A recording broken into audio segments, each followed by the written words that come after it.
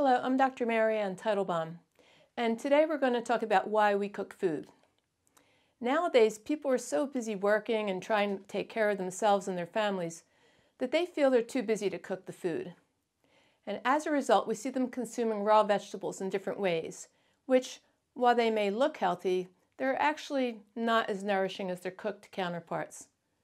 Now, for a while, the raw food diet was making traction, and their argument was that when you cook the food, you lose the enzymes in the food, which it does, but we'll talk about that in just a minute. And lots of people also decided to learn how to juice their vegetables rather than standing over a pot cooking them. They feel that the juicing process breaks down the hard cellulose fibers in the food, allowing for quick absorption into the cells, which it does, but we'll also address that issue as well. People make lots of salads nowadays because they can just quickly cut up the lettuce and vegetables and throw them into a bowl. And it looks so green and healthy, which it is, but let's see what Ayurveda says about that too. So why is it then, if you look at cuisines and cultures around the entire world, you see people cooking their food as their day begins? You don't see them eating large raw salads or people in indigenous cultures juicing their vegetables. And the same is true for the blue zones of the world, where people live to be over 100 years old more than any other parts of the world. Yep, they're also cooking their food. Whenever I see conflicting information like this, I always like to go back to see what the ancient seers of Ayurveda had to say. They cognized this information from a very high state of consciousness. It's therefore said that the gems of knowledge of Ayurveda are siddhantas, which is roughly translated as eternal truths. Truths which will be the same 1 or 10 generations from now. Unlike modern research, which shows that maybe eggs are good for you, oh no, they're bad, or maybe cholesterol clogs your arteries, never mind, no it doesn't. It's actually so important you can't possibly eat enough cholesterol in one day to fulfill your body's needs. So again, let's examine what those ancient seers had to say about cooking food. First, they stated that cooking the vegetables was important for the following reason. The vegetables contain marut due to its bitter taste.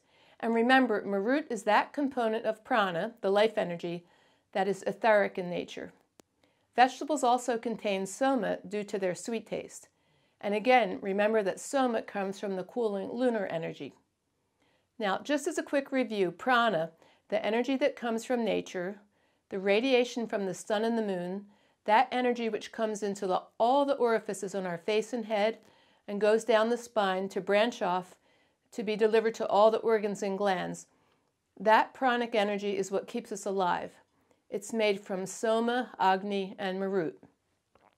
So now you can see. The vegetables contain marut and soma, which means they're lacking agni, the warm radiation coming from the sun. So when we cook the vegetables, the addition of the heat adds the vibration of agni to the vegetables. The agni is there because it's needed to transform the soma contained in the food into ojas and kapha.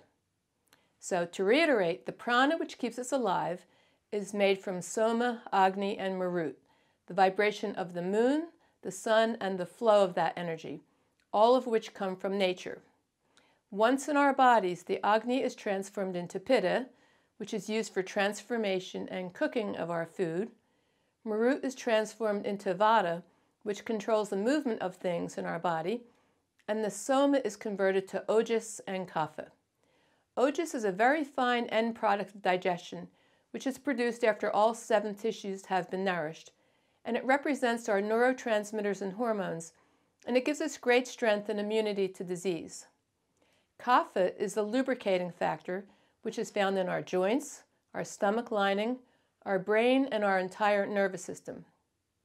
Now, if we don't cook our food, the soma doesn't get transformed to ojas and kapha, but instead what happens is we make ama from the soma. This is known as shleshma in Ayurveda, and shleshma can clog the body's vast network of physical channels. And if this happens, then marut becomes blocked, and soma cannot be transformed into ojas and kapha. And we've actually all seen shleshma.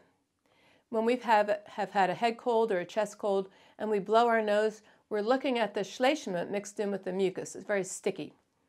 The sinuses are a channel, for example, and usually air goes in and out of this channel. But when it's clogged with shleshma, the sinuses become blocked. When we cook the food, there's a molecular interaction of the oil or ghee, the water, salt, and spices, which enhances the liver's function and the absorption of nutrients into the cells. Not only that, but the ancient doctors, even without microscopes, said that some vegetables contain compounds which are detrimental to our health. But those compounds will go away if we cook them. Now, for example, we know that kale, Brussels sprouts, cabbage, cauliflower, broccoli, and other cruciferous vegetables contain goitrogens, which depress the thyroid gland, but about 60% of them evaporate out when we cook them. Also, spinach and other green leafy vegetables contain oxalates, which pull the minerals out of our bones and could also cause kidney stones. But again, about 60% of them will evaporate out when we cook them. And taro root contains a substance called calcium oxalate, which is irritating to the mouth and throat, but the irritation goes away after you cook it thoroughly. Now, regarding the argument that cooking leaches out all the enzymes, the real truth is that while it may leach out some of the enzymes, the overall absorption into the cells due to the cooking of that food is much more than if it were raw. For example, if you ate raw broccoli, not many nutrients would absorb into your cells because the cooking process alone isn't enough to break down the hard cellulose fibers in the broccoli. But if you cook it and soften the fibers, you'll get even more absorption into the cells. But if you cook it with ghee or olive oil, those fats will drag it across the cell membrane, which is made of cholesterol, and bring the nutrients deeper into the cell. And then even further, if you cook the food with spices, the spices create all kinds of enzyme reactions, which also aid in digesting and transporting the nutrients into the cells. And also, keep in mind that raw vegetables contain all the qualities of vata, which means that they're cold, light, and dry, just like vata is. Which means that if you constantly eat raw vegetables and cold raw vegetable juices, you're sooner or later going to imbalance your vata, which can give you a whole host of various symptoms all around the body. So there you have it. Yes, you can eat some raw vegetables occasionally as a little side dish, but I would keep it at that, just as a side dish, and not the constant use of large salads, wraps, raw vegetables, and raw vegetable juicing. You can try it for yourself and see if you feel better eating large salads and raw vegetables all the time, or if in fact you feel better eating soups, warm cooked stews, dals, and lots of cooked vegetables with fats, oils, spices, water, and salt. I hope you found this information useful as you strive to live a more healthy lifestyle. Thank you.